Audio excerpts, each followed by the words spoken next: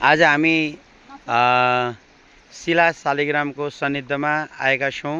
हामीले यहाँ गङ्गाको स्नान गरेर गण्डकी माताको सानिध्यमा उहाँको स्नानहरू भयो। हामीले स्नानहरू गरियो, नुहाउने कार्यक्रम भयो।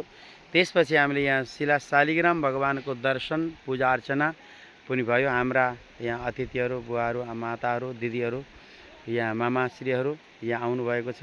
हेर्नुहोस्, दिव्य हामीले दर्शन, यो सुन्दरता धेरै छ। माथिबाट हेर्दाखेरि सबै तलबाट हामीले यता हेर्दा सबै पहाडहरूले घेरिएको, तथा साथमा गङ्गा माता पनि हुनुहुन्छ। र यहाँ हाम्रो सबै अतिथिहरू, दिव्य दर्शनहरू भयो।